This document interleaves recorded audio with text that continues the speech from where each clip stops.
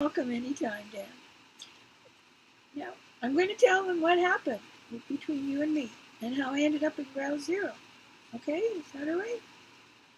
Dan, is that all right with you that I tell them the story about how I got to ground zero? Is that all right with you? Okay, that's a yes. Okay, what happened is I was asked to go, and that time I was teaching kids, and I thought I was in trouble because they were Native children. Puskapay was pretty well Native. It was like being on a reserve, but in a small town just outside Dawson Creek. And I know you're enjoying this. So consequently, they asked me to go to this community hall, and there was a chair in the center, like in the center. And when I was there was a group of elders around me, and then there was you with, I didn't know that was talking stick. I thought it was just a walking stick. And if you hear some noise in the background, that's my heater. And yeah, I know, you're licking me. She doesn't like me talking. So anyway, so the meantime, they put me in the center, and I was terrified. I was totally terrified because I thought for sure I'd done something wrong. Hey, Dan, right? Swing hard if that's true. I was terrified. So they put me in the center, and then they walked around me with this burning grass. Or I thought, my God, I must have demons, because they're walking around. It was sweet grass, and they're walking around, and there's a circle with the elders and him at the end. And so that was weird. And then he you stamped the stick, didn't you, Dad? You stamped the stick, right? Yeah, 3 times. Bang, bang, bang. And I had the worst fear. I had, oh my God, I did something wrong to the kids. I said something wrong. Because I go right into that guilt trip really quick. I was a Jehovah's Witness still then. And so I guilt tripped myself really fast. And so consequently, the next thing you guys did was put a pair of moccasins on me, right? A pair of moccasins, right? And the next thing, I had this little red vest, right? A little red vest. And I still have it. And then he all at once, he kind of went into sort of a trance. Is that right? He kind of went into a trance, right?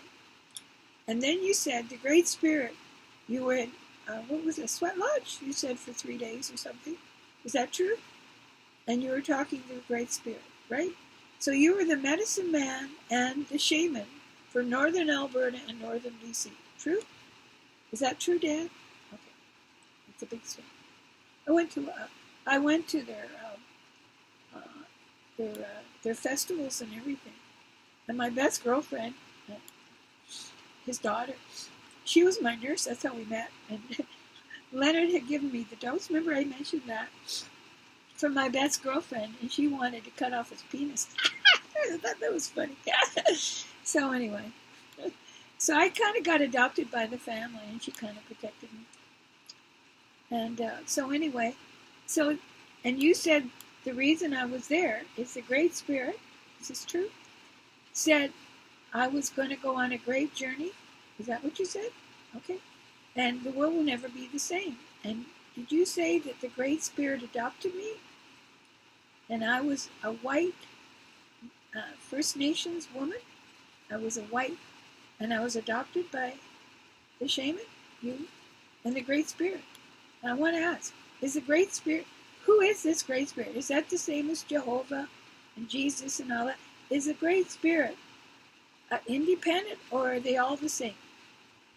Are they? Well, Jesus is independent. He's the first creation. But is the Great Spirit kind of like Jehovah or Yahweh, or is that the same, except that's a native word? Ah, see, we're all believing what's that all about? The group is agreeing with this. Wow, the group is going crazy. This is crazy. So you all agree that God is the universal. Jesus, are you here too? So is the Great Spirit your dad, or Jehovah, or Yahweh, or one who is and who always will be? Is the Great Spirit and is making the universe bigger and bigger and bigger? Does that mean there's other worlds? Are the ETs good or bad? Stop. Are these ETs actually good creatures or bad creatures? Should we be fear of them? Is that good? Are they good? It's sort of kind of iffy. Going a circle. Not going to tell me. Do they live underneath the ocean? Do these ETs live in portholes underneath the ocean? Kind of like, I was told I lived in Atlantis, and they said I was a great priestess or queen. I don't know. I don't remember that, but I've been told by 3 people. Was I a high priestess in Atlantis? Oh, they say so. Okay, stop that. Stop. Was I also? I have memories. This one I do have. I was a Tibetan woman living in the mountains with my horses. Is that true? Is that why my art looks so Japanese? Yeah. Okay. So in the meantime, I want to find out about this great spirit. So I was adopted, and when you were now I want to ask, when you said I was going to go on a great journey and the world never be the same again, and you said I was chosen, to go to Ground Zero and become the 9/11 Canadian Angel. And you said that the Great Spirit was going to use me to heal the world. Is that true? No, stop. Now, when I'm in heaven, could we come back and go back? I believe in reincarnation, guys. Sometimes our friends are our mothers and yada, yada, yada. And all my pets are in heaven, right? Is Brutus in heaven right now? My favorite dog, one of my favorites, was Buttons. Buttons, are you there? Is Peppers there? If Peppers is there, give me a big swing.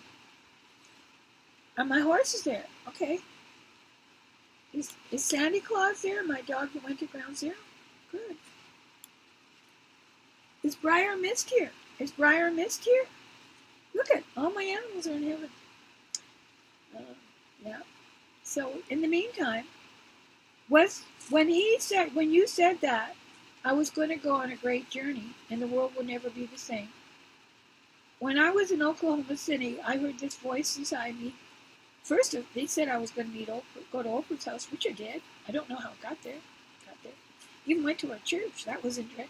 Then I met this old lady I saw an Oprah show, and she said to me, it was so funny. I met this lady in this church.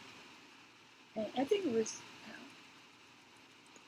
I had just gone to Gary, Indiana, and I was just past there, and I think it was Illinois. It's where they make all the trailers.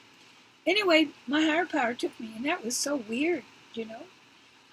It was 2 o'clock in the morning, and it was like foggy, and this guy was in the garage, and my higher power at that time was a white stretch limousine. Did you know that, my higher power? And the reason I wanted a white stretch limousine, I had 3 car accidents. I couldn't get this God thing. And I had 3 speeding tickets. I get 1 more, and I was going to lose my license, and I was on my way to the States running away from my husband, who had just threatened me with the 303.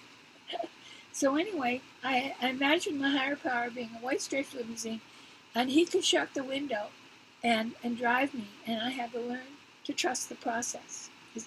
So anyway, it was about 2 o'clock in the morning. I'd just been threatened by a black man with a gun at a garage, and the garage just was weird. In Gary, Indiana, they had windows that were that thick plastic, and I had my motorhome, and all I did was want to dump my shitter. So that was so weird, and I had my crazy sister with me. That was nuts. But anyway, and there was no police there. Shit, I was scared to death. So anyway, the thing is, I ended up at this garage because I needed a garage because I've been just threatened at that garage. And so consequently, there was a white stretch limousine there, right? Is that true? Hey guys? Okay. And this white stretch limousine, there was a black guy, kind of like the guy that was in that movie that Walt Disney had, and the one that, I forget what it called. What was it called? Califuji, Calilicious ever. Anyway, that movie with Dick Van Dyke. And so anyway, there was a black guy, looked like the black guy in that movie, and he was filling up the car, and I don't know how he knew this. He says, "You're looking for Oprah." I said, "How did you know that?" And he said to me, I just took Oprah to the airport. Is that true? I just took Oprah to the airport. And he said, she won't be at home. She's going down to Ground Zero. And so anyway, and then he says, I said to me, you're looking for Oprah. She's just down the road here. And I knew, for some reason, I had this premonition I was going to go to Oprah's. And the weirdest thing is, I went down the road, and then I found her place, and I parked there, and there was a guard house outside, and her house was an olive green. Anyway, in the morning, the guard came to me. He said, oh yeah, I forgot to tell you what the guy said to me at the garage. And so he says, you're looking for Oprah. And I said, oh, okay. She says she's not in a good space right now. She'll never go back to that house again because her boyfriend died. And I said, Stedman's dead? Stedman's dead? And he had this sort of soft laugh. And he said, Stedman's not her boyfriend. She says her boyfriend was a bodyguard. Doesn't that sound familiar about that movie? Anyway, he says, and he's dead. And she'll never come back to that house again.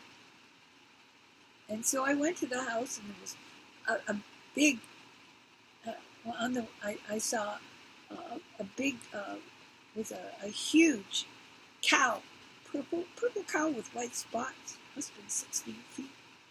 Anyway, I went to the church in the morning, the church that she went to, and it had a blue ceiling, anyway. And I met this old lady, and I remember seeing her on her TV show. That was so funny. And she says, I said, do you know Oprah? Oh, yeah. She says, because I said, you look familiar. She was in her 80s. She was funny. And she said to me, she said, you want to hear a secret about Oprah? I said, no. He said, well, she used to come here with Stedman. I think she said he had some daughters, and a wife maybe. I'm not sure if she said that. But I know she said he came here with her daughters. And she wears these big floppy hats, and she's really quite ugly without her makeup. Old people say the funniest thing. And she says, you want to know a secret? She doesn't even know this. One day we were having a meeting at the church, and we heard something outside the window, so we looked. And Oprah was taking a pee in the back of the church, squatting. Oh, God, she was funny. So then, went ahead of me. And next thing I saw her drive into a cornfield. That was funny. So I go running to the house, the building, and the farm across the road. And I was with Susan at the time. And this guy owned Morgan horses, and he claims he sold Oprah the house. And all I could do was look at Susan's breast, but we were busy calling the cops for the lady that went into the field. Who was that old lady? Now, is that story true or not? Did I tell the truth, guys? Yes. But I went there, and the next thing I went to is on the way to Oklahoma City when I got there, all at once I was singing Oklahoma, and then I heard about on the radio